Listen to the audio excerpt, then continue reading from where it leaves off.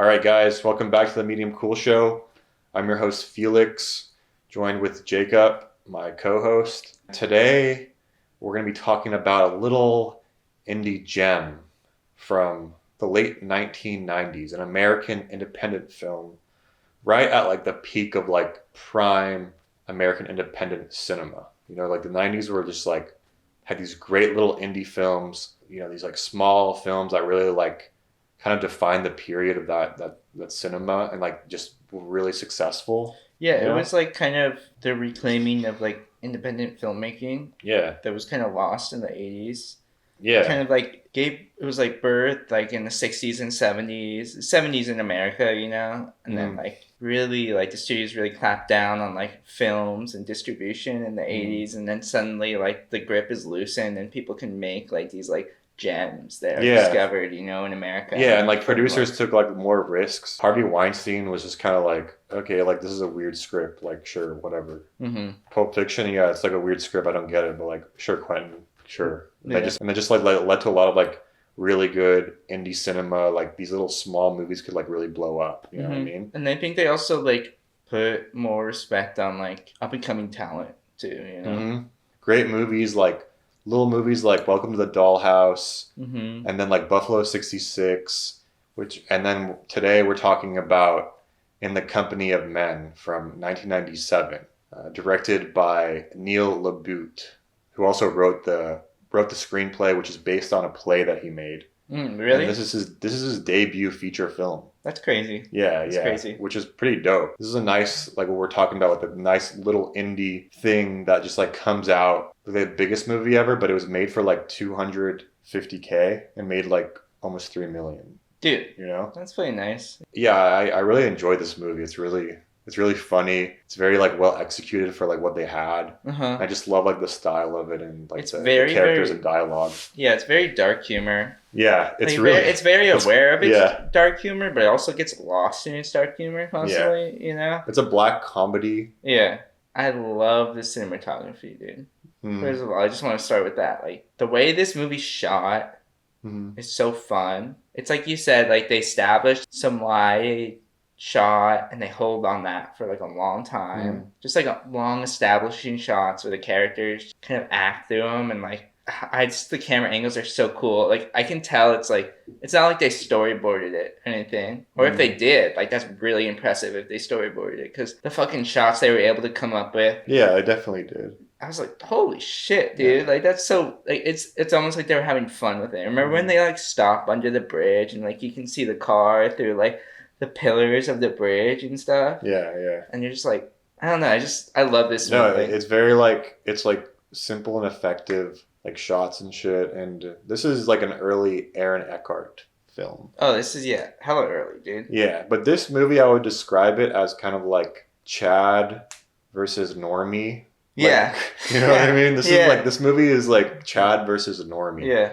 If I had to say it in today's terms, because we have one character that's like a Chad, And then like, the virgin character. and then you have like the other guy, and basically we follow these two guys who are kind of like these higher ups at some sort of whatever the fuck. What do they do there, dude? Some business shit, It's just some corporate shit, dude. some corporate like company, like very drab. You know, Yeah, these are MBAs. It's established that these guys are MBAs, and basically like they got this fucking job because they're MBAs. You know what I mean? yeah, Like that, and then they probably like they're probably like late 20s. yeah. You know, It's no, they like got yeah, to like get to this job because of their MBAs. You know, they didn't really like yeah. really work their way up. But one guy, the sub 5 guy slash normie guy, he is just one step ahead of the other guy who's the Chad, played by Aaron Eckhart. You know, so there's like this power dynamic there where the Chad needs to tell the sub 5 human normie what to do.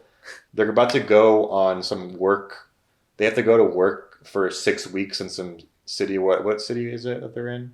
It doesn't say. They just know. We just know they're in the Midwest somewhere. Yeah, so they Some go on like a work trip their for bullshit Midwest corn growing like yeah. state. They go to like some branch of their corporation somewhere, and they have to like lead a team for 6 weeks on some project out there.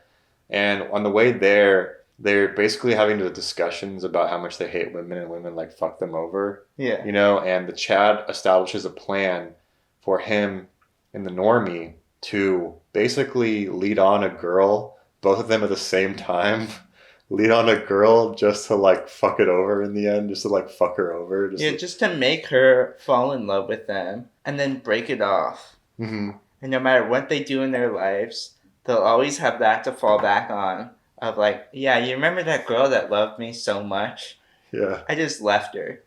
And for him, for some reason, he's like, yeah, that's a really good idea. We should definitely do this. Yeah. And it's like really fucking like weird incel dark shit, but like it's fucking, I don't know. It's like, it's what like the movie's based on, you know? Dude, it's so funny, dude. It's such a funny movie. Like there's so this guy, Aaron Eckhart, really kills it. Oh my god, he's like sociopathic in this, dude. Yeah. So he's so weird. He's like, he has no morals. We're talking about like fucking Roadhouse earlier, you know, Patrick Swayze has like all these morals. Oh yeah. This guy has like absolutely zero morals, dude. He's American Psycho. Yeah. Before American Psycho, you know, came out. They find at this 6-week work trip thing, they find like a girl who's deaf. And their plan is to find a girl who they feel like no man gives them attention. If they wonder if the idealist love really exists. So they want to like give her that and then pull the rug from under her. And the victim is this deaf woman who works at the company. And they both lead her on. There's a lot of deaf jokes in it. Yeah. A lot of deaf jokes. How did you feel about that? I mean, I didn't mind it, you know? Yeah. I'm also like not deaf like that. But she's like completely deaf. And she like reads lips really well. And that's how she hears. So like, that's insane. She doesn't even do sign language. She just reads their lips. And then she talks. And they're like, don't get her to talk. She won't shut up. She sounds like a dolphin or something like that. Yeah. Like all these like weird jokes, but it was good. Mm-hmm. I don't know. I liked it. I liked her. She was the best character there, you know? Like she's very like, you can tell that the movie, like, it's like aware of what it's doing, you know what I mean? It's aware of like the commentary it's putting out there and stuff. Of, like, in the company of men. Yeah, you know what I mean? Like sociopathic, like corporate desires of like men in the workplace versus like who they take advantage of to get there. You know what I mean? Yeah, and it's like a definitely like this feeling of like power plays and like swinging dicks and like big dick competition going on in this toxic masculinity, retro sexism that goes down. There's kind of like some little twists and turns that go on there. Yeah. In the movie, and you don't really know like, wait, is this guy really like taking it that is he still playing the game or is he like actually falling in love with her? You know what I mean? And that's like really interesting. Yeah, it is it is really interesting because you're like, I can't tell right now if he's like really into this or he's just like telling this guy what he wants to hear or he's like hiding it and like. Is he actually still playing? Like, dude. That's why he's such a good actor, dude. Yeah, you don't know. Like, you don't know if the other guy's like really falling for her or not, or like if he's like planning this with the other guy. Like, it's hard to tell, you know. Like, I don't know. It's just so like, and then it flips itself on its head once, and it flips itself on its head again, you know. And you're like, what the fuck, dude? Like, definitely by the ending, you're like, dude, that was a wild ride. Yeah, that was a wild ride for sure. The scene, like, there's really cringy scenes with the shorter guy. Yeah, I kept telling you, I was like, dude, fucking, like, this guy, like, everyone sees, like, a little bit of this guy in themselves, and it's, like, totally intentional, you know? Yeah. Those are, like, the really cringy scenes, and then there's the scenes where Aaron Eckhart is being, like, really, really manipulative, and then, like, the way he plays it off, it's just so, like, oh my god, this guy's terrible, dude. Yeah. He's so terrible. That scene, I just want to tell you about that scene where he's like, so in order for you to get this promotion, I gotta see your dick. Or something like that. I gotta see your balls. Yeah, you gotta show me like that you have like the tools to do this and stuff. And the guy's like, what?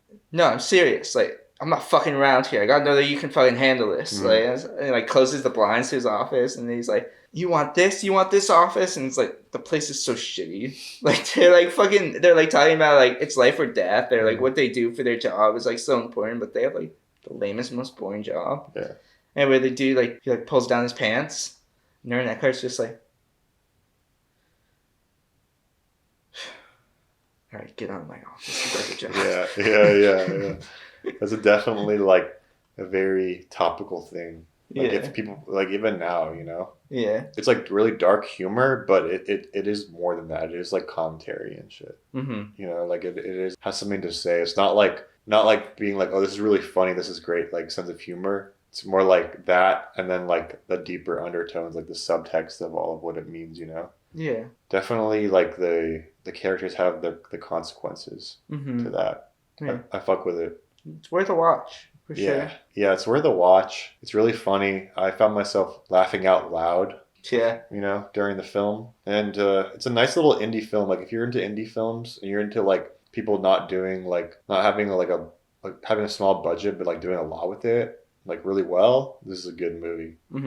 This movie is it's underrated gem for sure. Yeah. Check it out.